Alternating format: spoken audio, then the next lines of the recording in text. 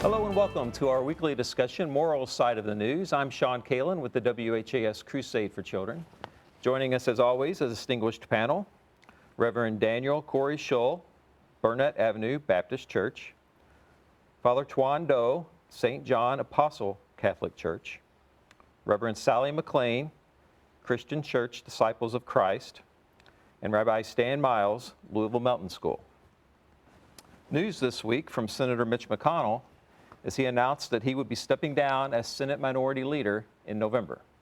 Back in 1956, I was 13, and Mom and Dad and I came north to Kentucky. We wondered if we'd ever fit in our new state, but I guess we've been accepted. If you would have told me 40 years later that I would stand before you as the longest-serving Senate leader in American history, frankly, I would have thought you'd lost your mind. So I stand before you today, Mr. President, and my colleagues, to say this will be my last term as Republican leader of the Senate. I'm not going anywhere anytime soon. However, I'll complete my job my colleagues have given me until we select a new leader in November, and they take the helm next January. I'll finish the job the people of Kentucky hired me to do as well. Okay, so panel, he's been the leader of the Senate Republican Conference since 2007. He's been in the Senate for 40 years. Almost half of that time he's been the leader of the Republican Conference, and he's from Kentucky, and he's brought a lot of clout to Kentucky, and he's stepping down. So I turn it to you. Your thoughts on Senator McConnell? Well, everyone is looking at me. I don't know what that means. We congratulate Mr. McConnell on the distinction of being the longest-serving leader, Republican leader of the Senate in American history. What an accomplishment. Hopefully, his stepping down from that leadership position will empower him to be more thoughtful and courageous about standing on the side of truth and justice and meaningful decisions for all people. I think sorrowfully, Mr. McConnell has often undermined the good that he could have done for broad swaths of people in order to play to the detrimental whims of the ever growing conservative Republican Party, and particularly how it manifested itself when Barack Obama became president and Mr. McConnell said openly that it was his job to make President Obama a one-term president. And then when McConnell seemed to basically sell his soul in order to support Donald Trump and the goals of Trumpism.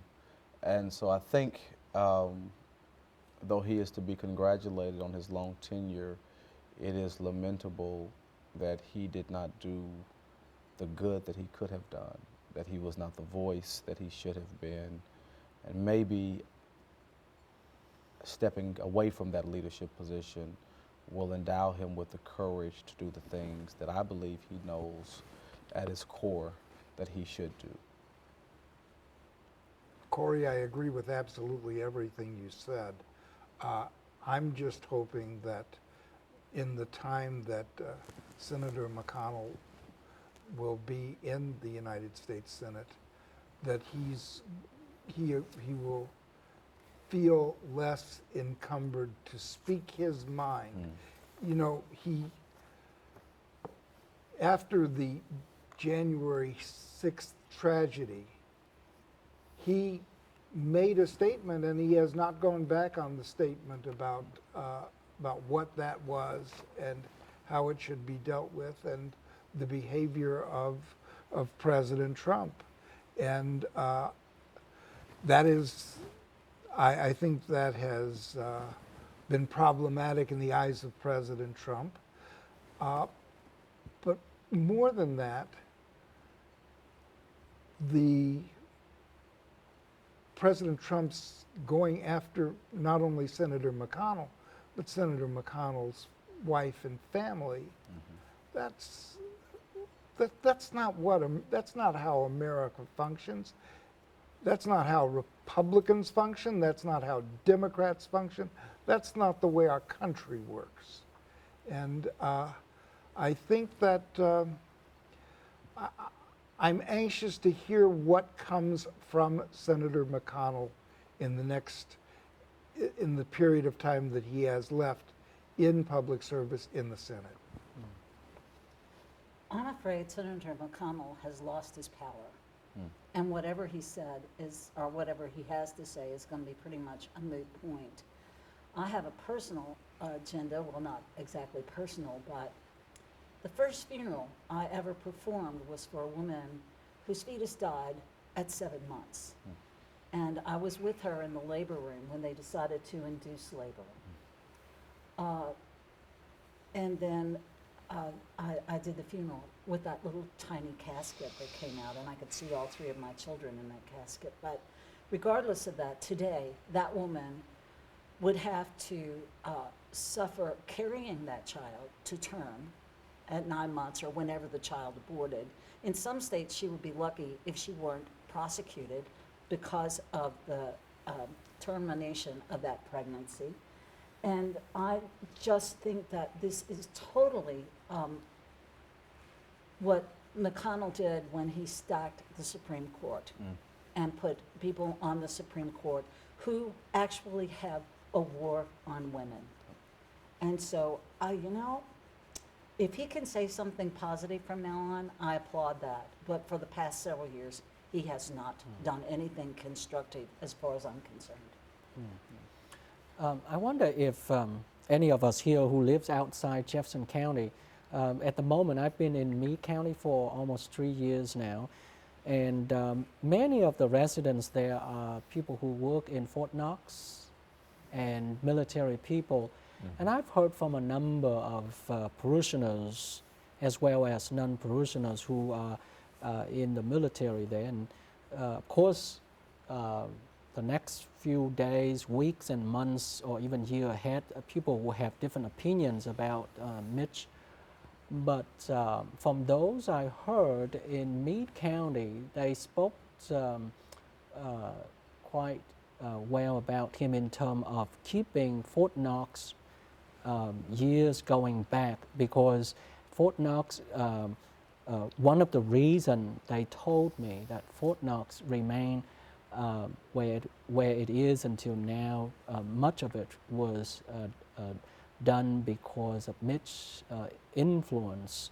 So I think that's at least one thing, if any good that he has done for the people of Kentucky. I think if that is true, then the Fort Knox is a signature of his work. I think he has done some good in Kentucky. Specifically, I can't name them, but I know that he's been reelected year after year because he had that kind of influence and that kind of power, and he could sway the people to do, the legislators to do what needed to be done. But in turning that power over, I'm not sure he still has that power. I think the issue with Senator McConnell is that he cast his lot with the ugliest parts of the Republican Party. There was never anything that was too far. There was never anything that was too sinister. He would stand behind it in ways that often he appeared uncomfortable, having to just kind of swallow and take it. He was not a prophetic voice, and I can use this language here. he was not a prophetic voice for the Republican Party, which I think his tenure really obligated him to be. He hailed from a much more civil political era.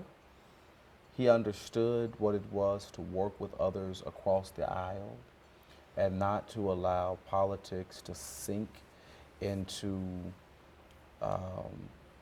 division and acrimony. He understood what it was to actually have relationships with people who differed politically or ideologically. And the closer that we have come to this point, he seemed to put all of those lessons on the shelf and tried to fit in with the most ridiculous parts of the conservative movement. And I think that has been to his detriment. So yes, I do agree that Senator McConnell has been able to do some positive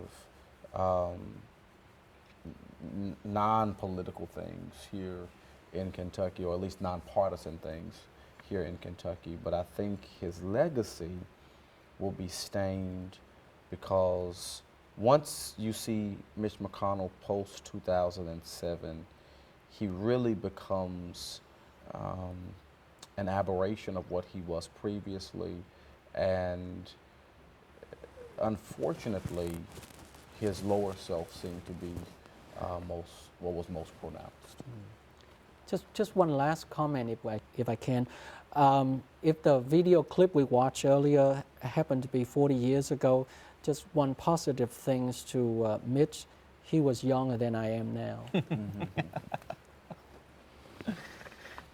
It's a good conversation and a good segue into our next conversation.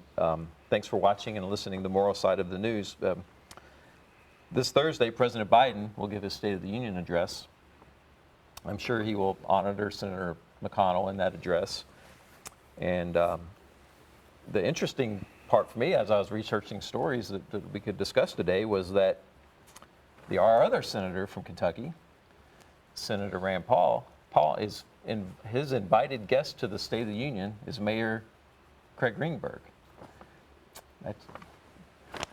What do you all have to think about that? It seems, are we getting past our bipartisanship and becoming more civil, as you just spoke to, Corrie, that Senator McConnell before 2007 was from that part of the political game, as you will, if you will? Well, I'm interested to know what Rand Paul's neighbor has to say about Craig Greenberg. Whoa. I guess it is maybe it is a nod to bipartisanship and working collaboratively for the good of this state. Maybe that is why Mr. Greenberg is accompanying Senator Paul to the State of the Union. I don't know what that's about. That's interesting. It's peculiar. I mean, it just, I cannot recall any act that Senator Paul did that I would classify as nonpartisan. I think he's probably one of the most partisan folks that we've had in service. You think he's turning a new leaf? In a sense, Corrie, I think that he is. I think he's realizing that he is going to be the senior senator of the Commonwealth of Kentucky. And as such, he's hopefully taking this role seriously and reaching out. I think that, I think that there are definite parameters how far he will go one way or another with certain legislation, but I think he's reaching out. I applaud Mayor Greenberg for accepting the invitation and being there, because I'm sure that there are people who feel that Mayor Greenberg should not be there. Well, I hope that Mayor Greenberg and Senator Paul have, they will enjoy a robust conversation as they participate in that space, because I do think that Mayor Greenberg has some critical lessons that he could teach Senator Paul, or maybe just widen Senator Paul's perspective. For instance, Mayor Greenberg is Jewish and understands the plight of Jewish people, not only in the U.S. but around the globe, and maybe that that perspective might soften Senator Paul to some of his very xenophobic stances concerning certain pieces of legislation and even certain endeavors here in the Commonwealth. Maybe Mayor Greenberg will be able to push Senator Paul to be more concerned about the poor and the impoverished, both in Western Kentucky and even here in Louisville. And maybe even Mayor Greenberg will be able to open Senator Paul up to matters concerning race. I think there is a lot for them to talk about. And when we make friends from other walks of life, we are often broadened. And so maybe this is the moment that we've all been waiting for. You just look at it so positively. I'm just, overwhelmed with all of your reasons. I'm thinking of it like a date, and maybe the venue is more important than the person you're going with. Well, maybe. Maybe. Well, And maybe the venue will open up to other channels, but then again, maybe not. My hope is that these two leaders are able to talk with one another rather than talk at one another. I would agree. And again, since Greensburg is not my mayor at the moment, I used to, in various times, live in Louisville, but now I'm in Meade County. But I do hope that they too learn something during the address coming up, and can work together to bring some good to the state of Kentucky as well as to Jefferson County and beyond. I'm trying to think, if I were invited by Rand Paul, would I talk to him, or would I just go to see what was going on?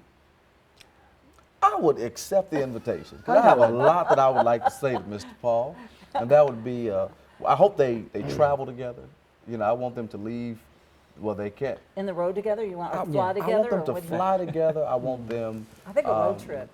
to use the same car service. I want, a road trip would really be great. Wouldn't that be wonderful? It would be wonderful. I I do- think that type of cross-pollination would benefit With a a lot recorder of people. going all the Yes. time. I do Yes. hope they can put politics aside and come with open mind and bring back to the state with new things, and at least to help the people of the Jefferson County and the people, the citizens of the state, of the Commonwealth. But that's actually politics. Politics is nothing more than the discipline of deciding how we will live together.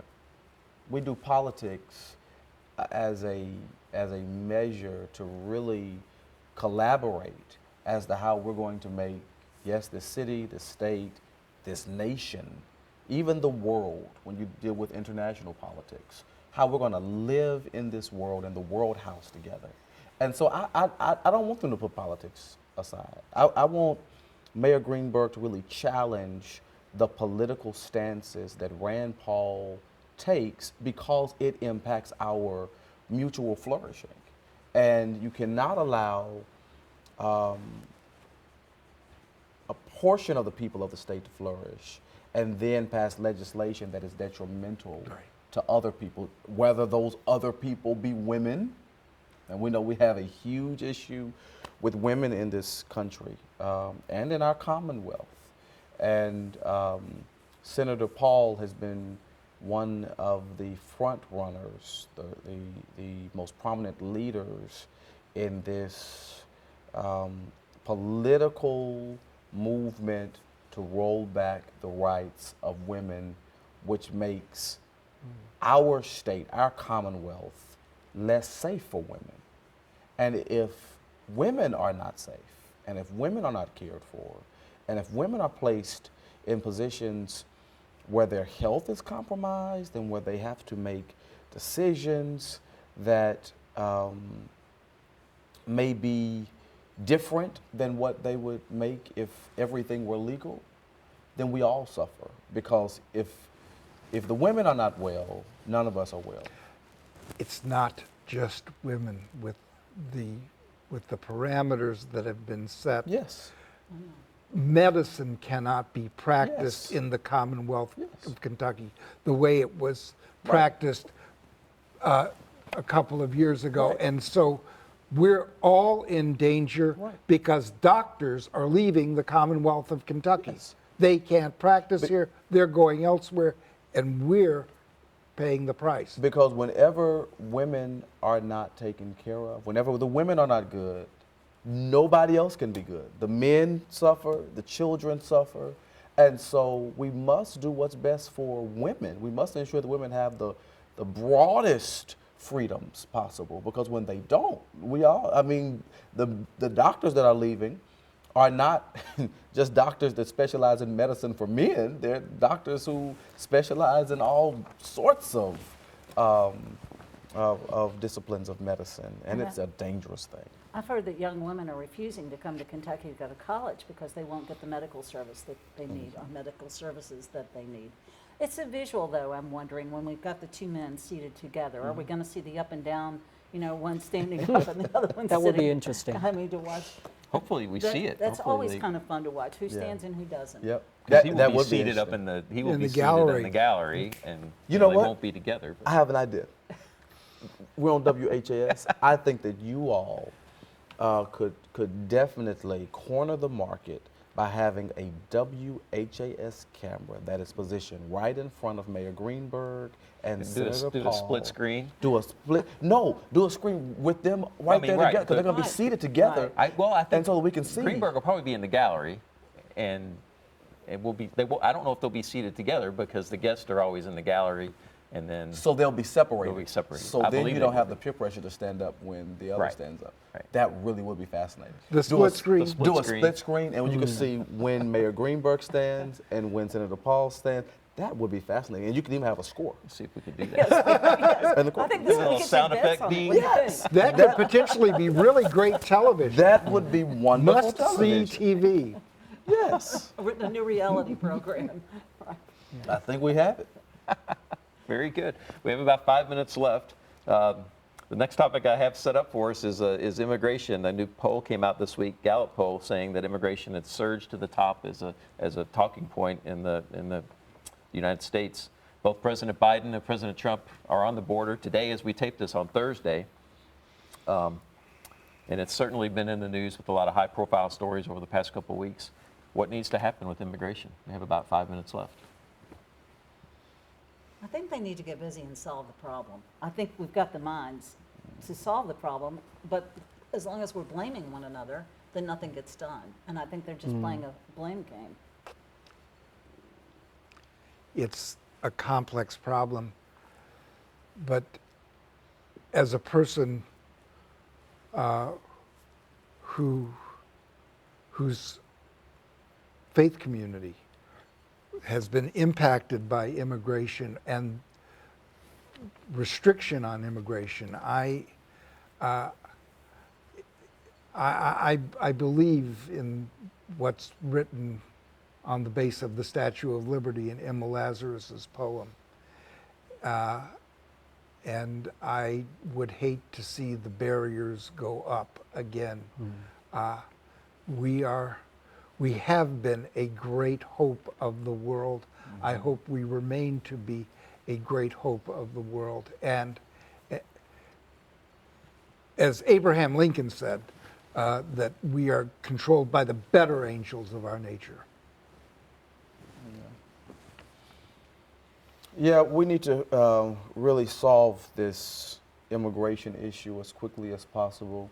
We actually need some of these immigrants because we have a lot of jobs that go unfilled because we don't have the workforce. So our labor shortage, in many respects, is directly related to this nation's reticence to really empower immigrants to take on these jobs. For instance, we have a huge bus crisis in the city.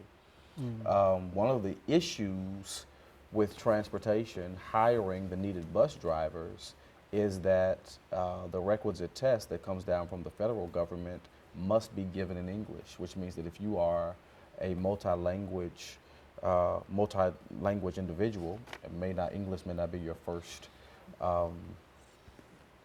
language.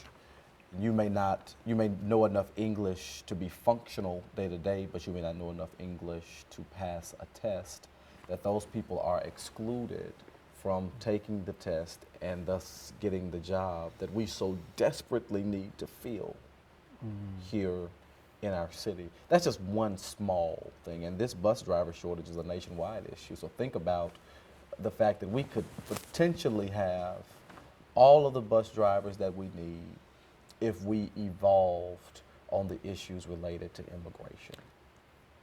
My family and I came to the U.S. 30-some years ago, and we settled in Louisville, Kentucky, and the whole family still lives here in Louisville.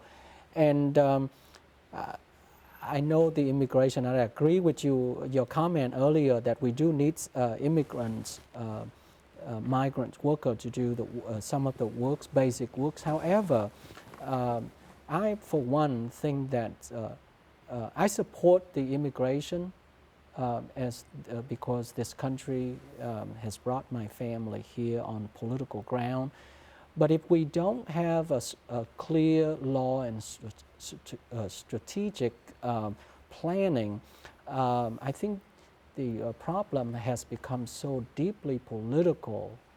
And on the one hand, we should welcome new people, illegally or legally. On the other hand, there are many hundreds of thousands or millions applications out there are waiting for years, if not decades, to be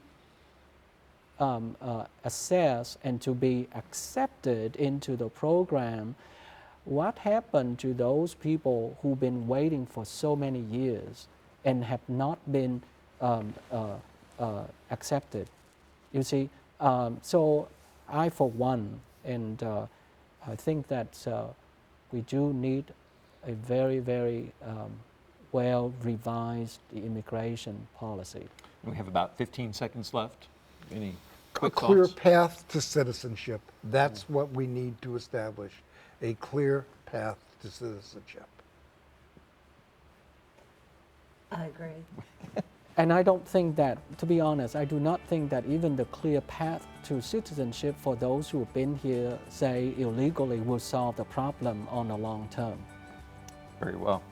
Good discussion today. Thank you very much, Reverend Daniel Corrie Shull, Father Toan, Rabbi Stan Miles, Reverend Sally McClain.